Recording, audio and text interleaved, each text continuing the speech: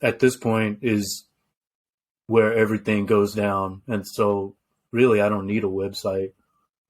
For those of us don't know, for those of us that don't know, Substack is a free service. Are you paying? What exactly are you paying for if you use this service? Maybe Nothing. nothing.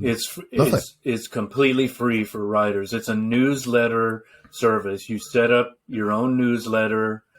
You know, you cultivate an audience.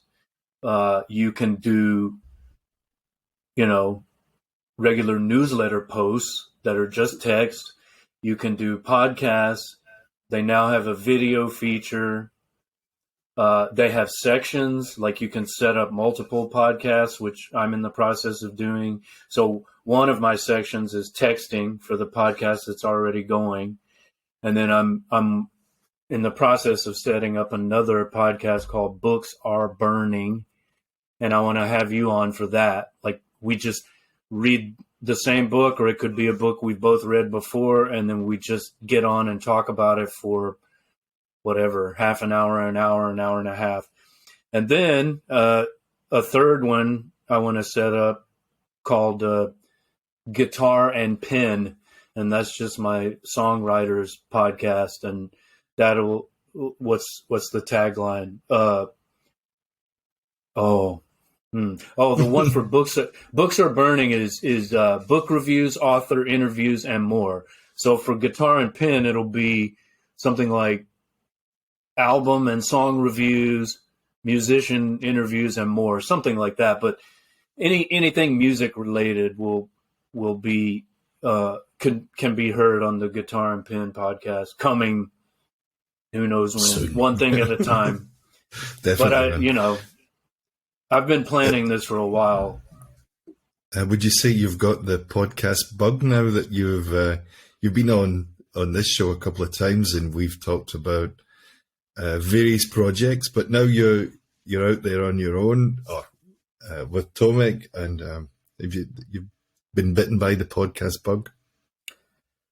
I guess, the texting we do every week, and like that's a commitment. We've agreed we're going to release a weekly episode. Some weeks we record 2 or 3, and then we can take a week or 2 off, but we release every week. He releases his Sunday Moscow time or St. Petersburg time. I release mine Monday Taipei time. So every week there's a new episode of texting. With these other 2, what I've committed to in my newsletter, to the audience I have there, that's just like sporadic releases. Like whenever I get around to it, I'll release a new episode of Books Are Burning. I'll release a new episode of Guitar and Pen. So that's just like, as I finish them, I'll put them out. So there's not, the same kind of pressure there, because there are other things going on, If I couldn't do one a week, that would just be too crazy. Never say never, man, right? So it's yeah, eventually, but as things are now, if status quo stays as it is, I don't see how I could do that. But you're right, it could happen. We'll see how it goes. But for now, texting weekly, and the other 2 when I get around to it. I think you hit the nail on the head. It's the commitment part, and I had a few months off this year. I can't remember, from January till just a few weeks ago. So yeah, like 8 months off. And there might come a point when you just, for whatever reason, you've kind of had a wee burnout or something, and you just want to kind of clear the decks, and then you're ready to go again when the time's right. So yeah, it's all about not putting pressure on yourself, I found too. Well, I've thought about that. Like, are we really going to do it every week from here to eternity? I mean, maybe like after 50, we'll say, okay, that's the end of season 1, and we're going to take a month off or something. I don't know. But now it's, it's enjoyable. Like it's fun. Yesterday we recorded an episode on this. You can probably imagine this was my choice, but it was the Sex Pistols' God Save the Queen. And so I wanted to, for obvious reasons, right? Like Lizzie in a Box, as you said. So I thought, let's revisit this and see what relevance it has now.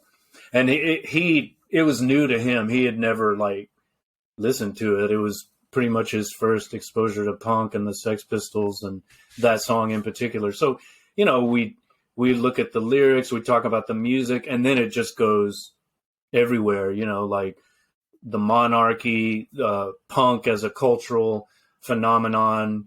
What else do we talk about?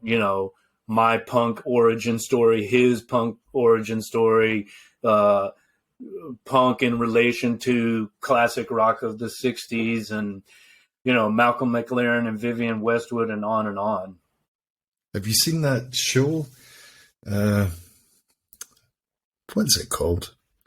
It's the dramatization of the Pistols, basically. It was on Disney or Disney Plus. The one that Lydon disowned, he said. Yeah, right. Everyone else is kind of on board with it. Danny Boyle directed it.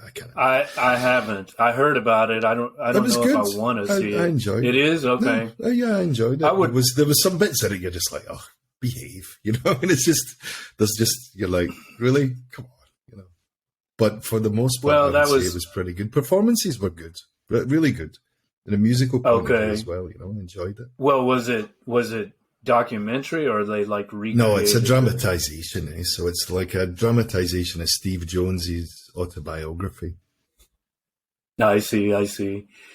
Yeah, I mean, I guess I would watch it. I've seen all kinds of rock biopics. Some of them couldn't possibly be, this couldn't possibly be worse than some of the biopics I've watched, so why not?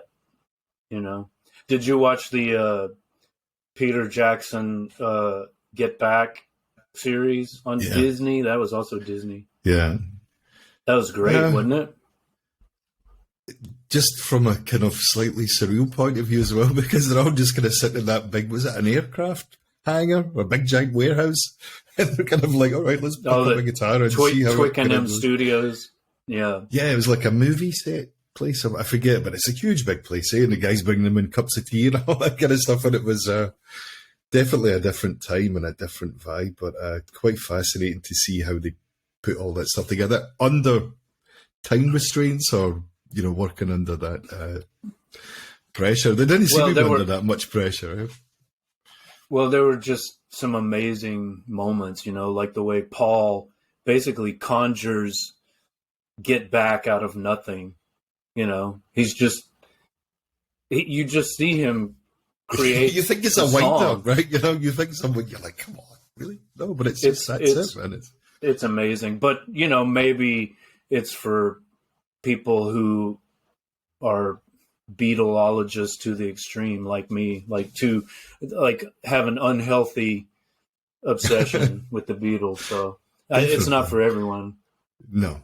Well, you have to invest a certain amount of time in it as well, right? And there's periods where maybe you're just a bit like, okay, everything's a bit beige, and the clothes are a bit rubbish, and everyone's smoking all the time, and it's kind of quite bizarre, but in a really good way. When you put all that together and then you see the end results and the magic they were making.